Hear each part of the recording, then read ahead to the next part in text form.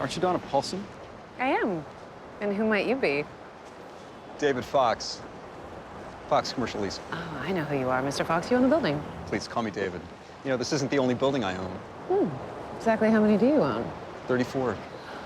Well, David, if you think telling me that you own 34 properties is going to impress me, you just might be right. Well, I do love being right. And you know what? I wish I could keep doing this all day, but unfortunately, this isn't a social call. You want us to quadruple our security deposit? You took Jessica Pearson's name off the wall, and then you declared you want nothing to do with her. That is a material change in your firm. It could affect your ability to make rent.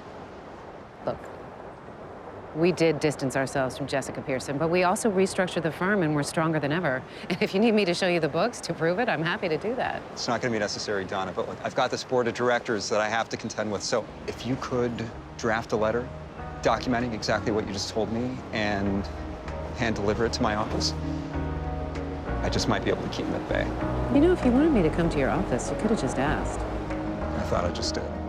Is this a bad time? You know, I don't think it's possible to have a bad time if you're around. Trust me, truer words were never spoken. And just to make your day a little bit brighter, I have the letter you needed. Excellent.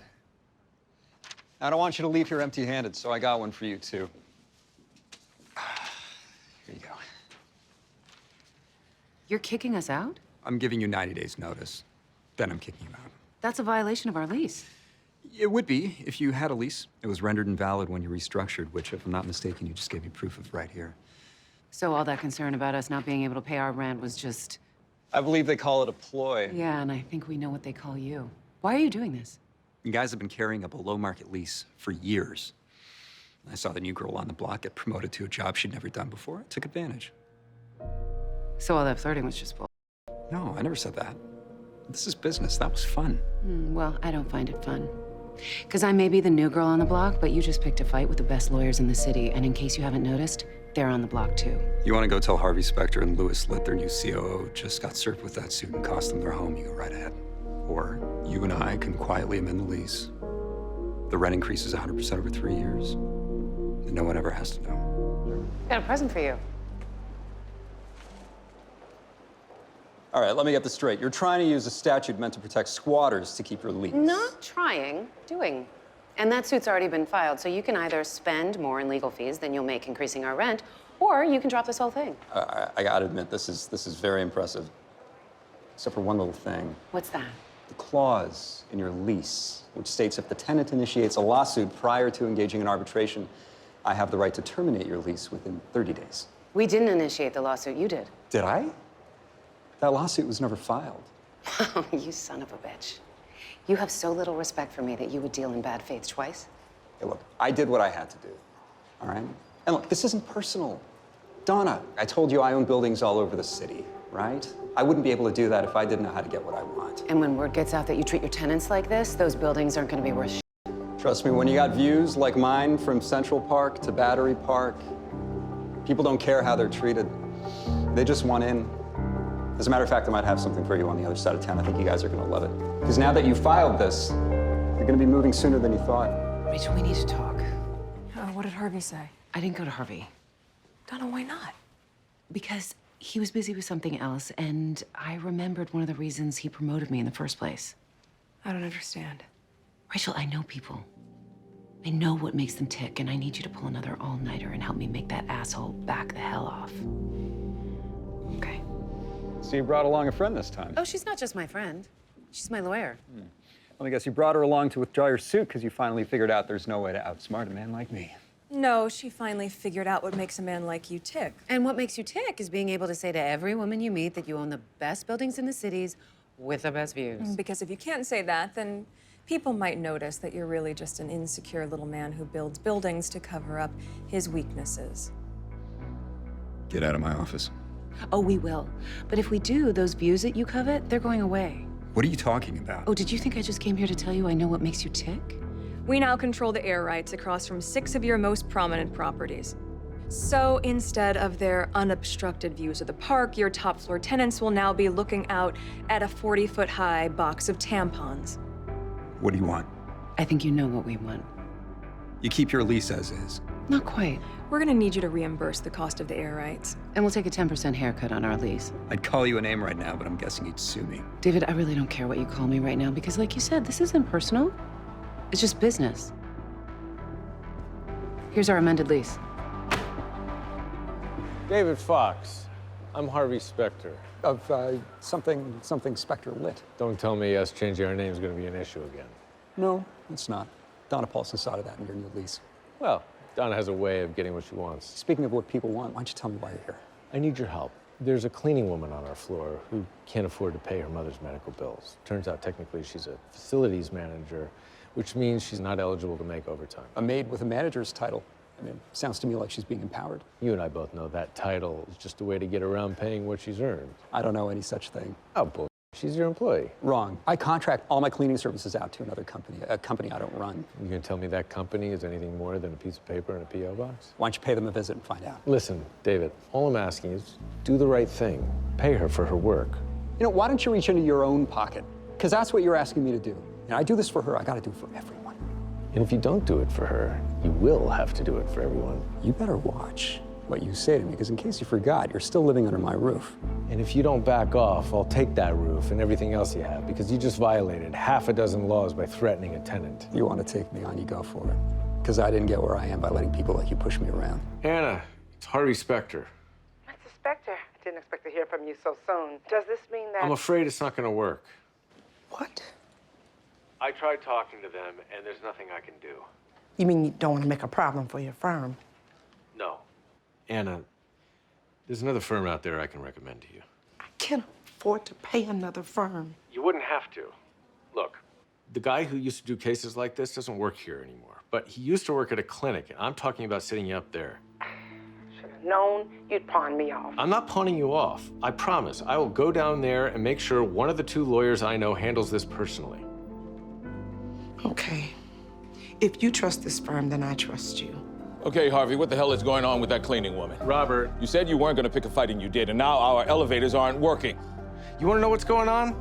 David Fox just retaliated against Anna by firing her, and I'm about to knock his teeth out. You will do no such thing. Relax, Robert. We can handle a clogged toilet or two. Did you hear what I just said? I'm not talking about toilets. The man just shut down our elevators. Harvey, I thought that you were going to take this thing to the clinic. That's what I did, Donna. But Nathan and Oliver weren't there. There were cases piled high on every desk, and nobody there would care about her the way I needed them to. So I turned around and I walked right out. I see. How did I get here, Donna? I'm at odds with Robert and Lewis, and now even you, over something 2 months ago shouldn't have even shown up on my radar. I'll tell you how you got here. And I can't believe I didn't see this the second you started this thing. Harvey, you're missing Mike. Seriously, Harvey, this is great, but why didn't you talk to Mike? Because I thought instead of calling and asking for a solution, I'd rather call and tell him a story with a happy ending. And you don't send in the puppy to clean up the dog's mess. Something like that. In that case, you're gonna need this back. No, I'm not, because you're gonna be the one to give it to David Fox. Why me? Because we still need to get him to agree. And we can either do it with a sledgehammer or a velvet glove. I get it. You're saying I'm a sledgehammer. Something like that. Listen, Harvey, if you're gonna send me in there to negotiate this, I need to know that I have carte blanche to do what it takes to close him.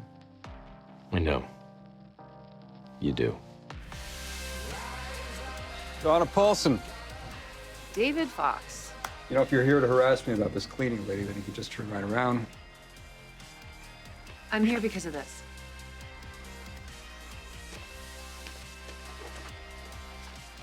You're filing a class action lawsuit.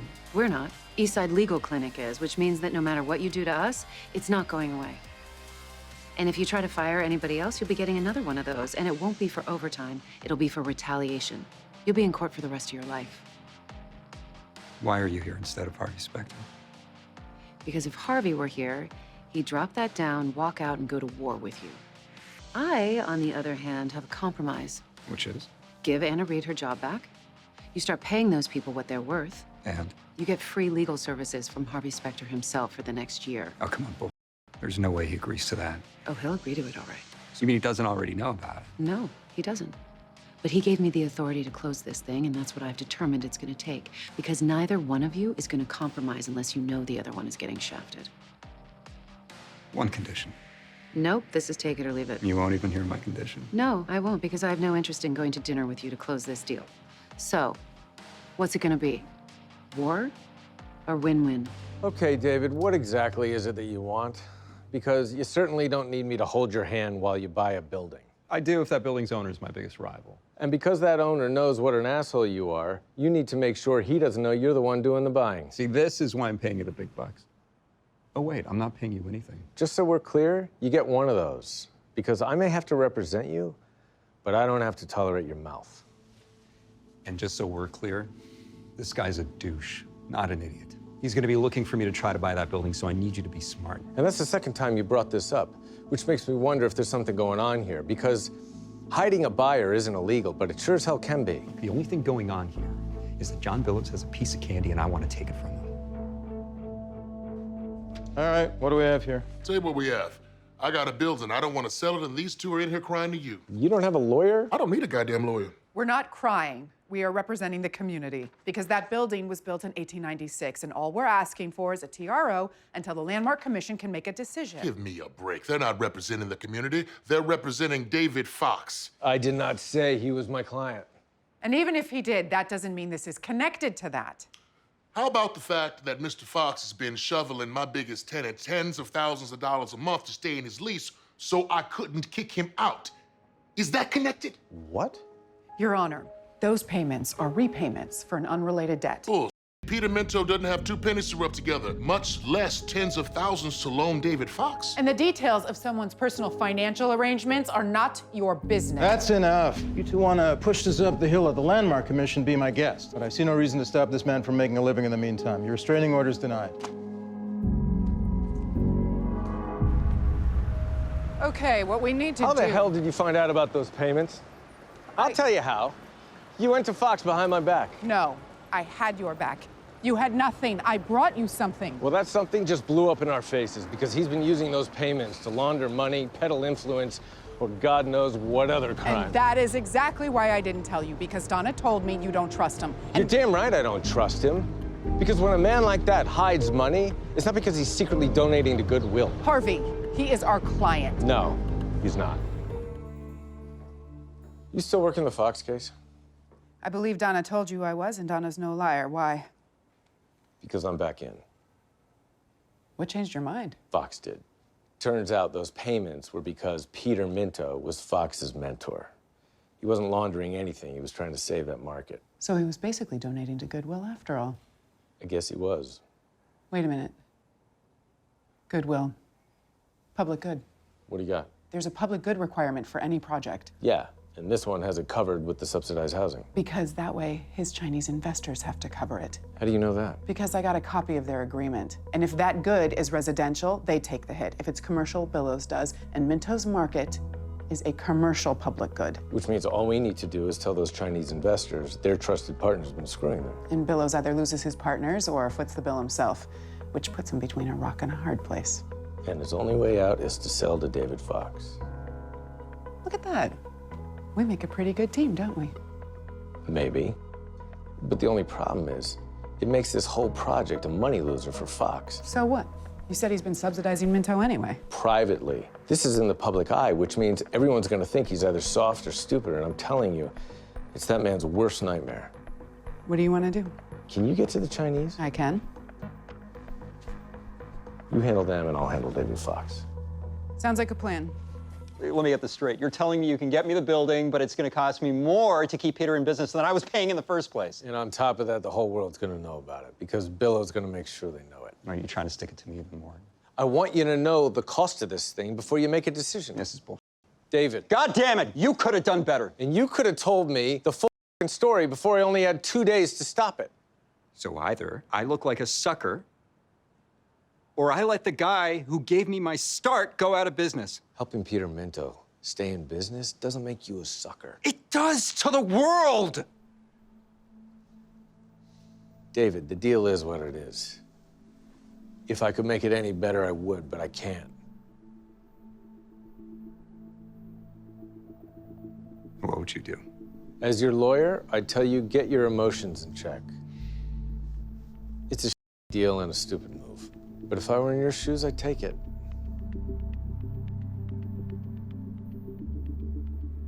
Take it. You know, I never thought I'd be saying this, but you earn my respect.